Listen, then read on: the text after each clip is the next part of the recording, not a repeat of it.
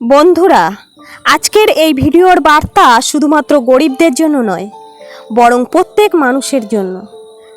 কারণ ঈশ্বরের বাক্য সবসময় আশার, ভালোবাসার আর শক্তির বার্তা দেয়। বাইবেলে লেখা একটি পদ, প্রভুর আত্মা আমার উপরে আছে, তিনি আমাকে পাঠিয়েছেন দরিদ্রদের সুসমাচার শোনানোর জন্য।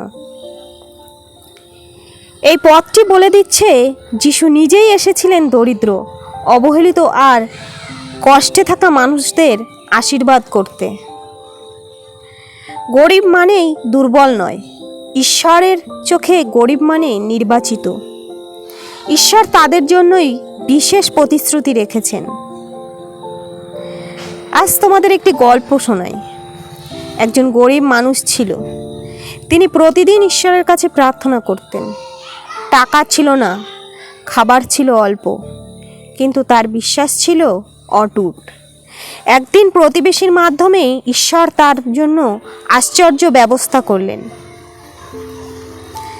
এ থেকে শিক্ষা পাওয়া গেল, বিশ্বাস থাকলে ঈশ্বর নিজেই দরজা খুলে দেন। অনেক মানুষ ভাবে টাকা থাকলেই সব সুখ পাওয়া যায়, কিন্তু বাইবেল বলে মানুষ রুটি দ্বারা বাঁচে না, ঈশ্বরের বাক্য দ্বারাই বাঁচে। যারা গরিব তারাই আসল শক্তি পায় ঈশ্বরের কাছ থেকে, কারণ তারা নির্ভর করে কেবল প্রভুর উপরে। গরিব মানে শেষ নয়, গরিব মানে নতুন শুরু। ঈশ্বর আপনাকে লজ্জিত হতে দেবে না। মনে রাখবেন, পৃথিবী হয়তো আপনাকে ছোট করবে, কিন্তু ঈশ্বর আপনাকে উঁচু করবেন।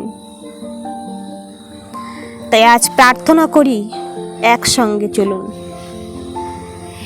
হে প্রভু, আজ যারা দরিদ্র, কষ্টে আছে, সংগ্রাম করছে, তাদের জীবনে তুমি আশীর্বাদ ঢেলে দাও।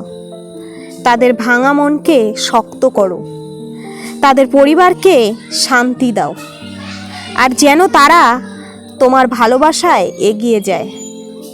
আমেন।